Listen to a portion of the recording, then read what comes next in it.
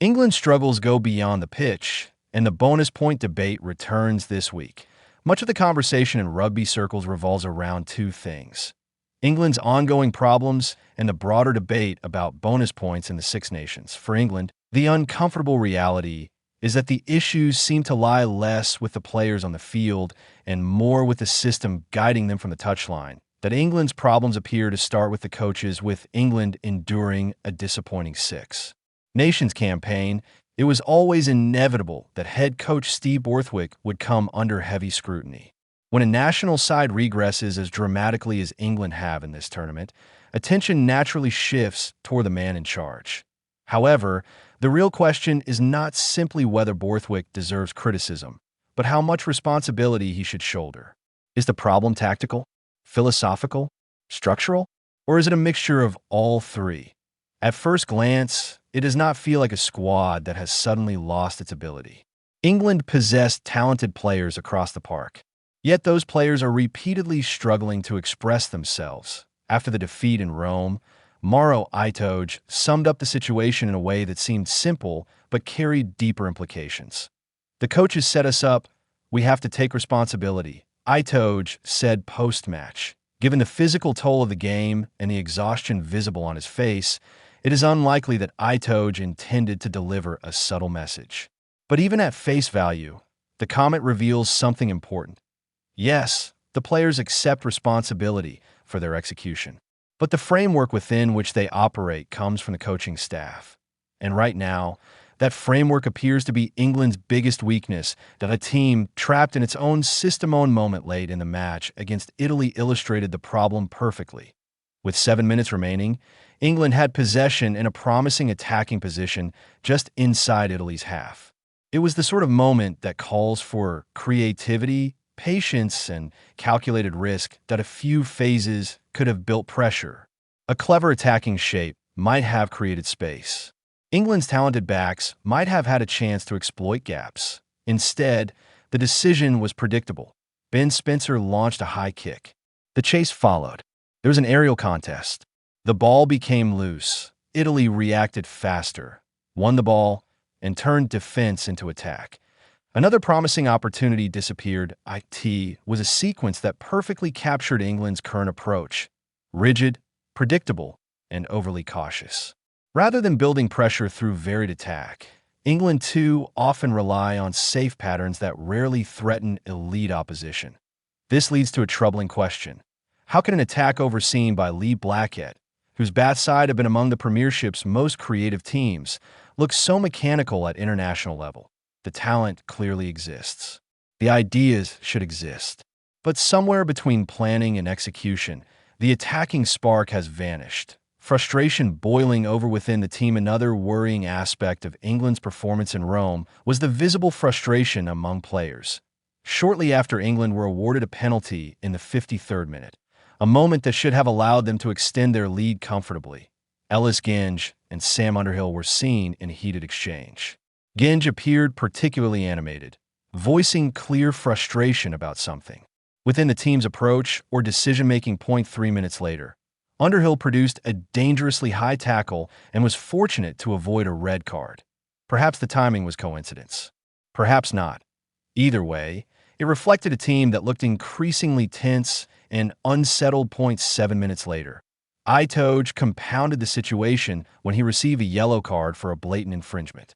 It was an obvious offense, one that halted England's momentum at a critical stage of the game. Once Itoje left the field, England's cohesion seemed to disappear entirely. Moments like these raise an uncomfortable possibility. Are these disciplinary lapses purely individual errors, or are they symptoms of deeper frustration within the team? When players feel restricted, overcoached, or uncertain about their roles, that tension often manifests in mistakes and poor discipline. In England's case, the signs have been visible throughout the tournament. Signs of a team running on empty fitness has also become a concern. 2 weeks ago against Ireland, Marcus Smith broke clear on what looked like a certain try-scoring opportunity. In previous seasons, Smith would have been expected to finish comfortably. Instead, he appeared to run out of energy. The same pattern surfaced again in Rome. During the move that led to Italy's decisive try, Tom Roebuck struggled to keep pace with the play. His energy levels appeared to be fading rapidly. Similarly, Elliot Daly looked short of acceleration while attempting to cover Italy's first try earlier in the match.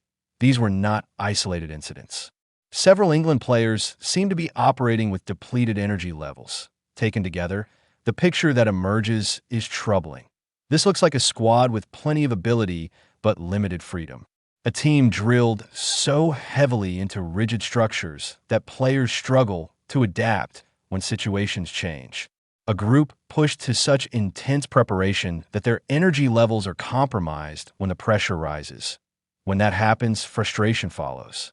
Mistakes multiply, discipline deteriorates, and ultimately, the blame points back to the coaching setup that in Six Nations where several coaches have faced scrutiny.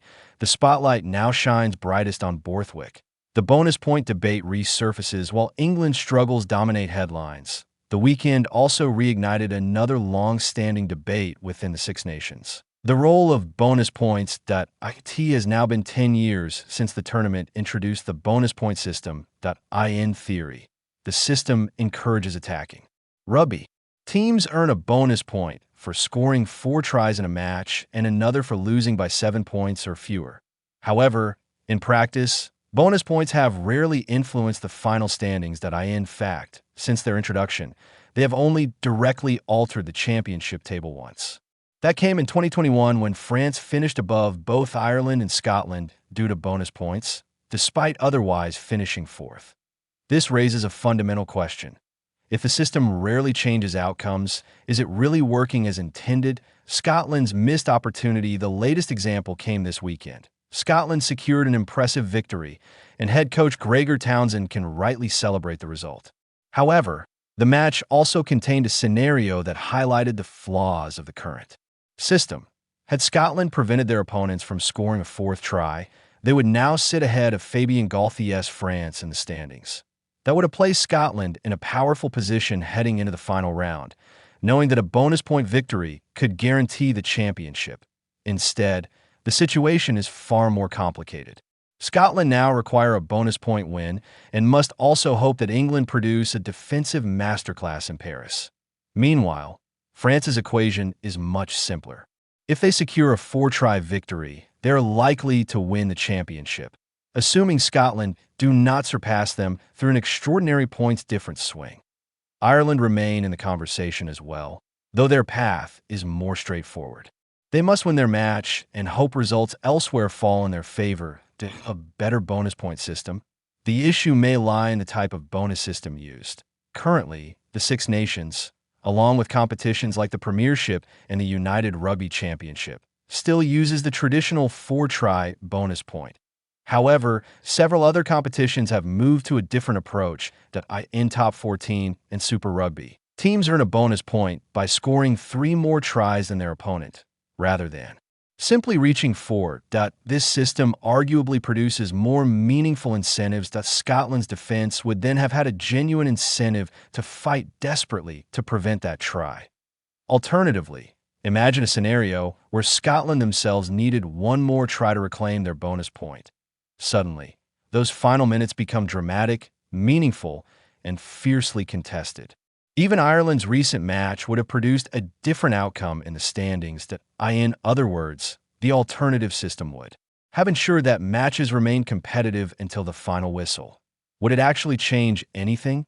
Interestingly, even with these adjustments, the overall standings in this year's championship would remain the same.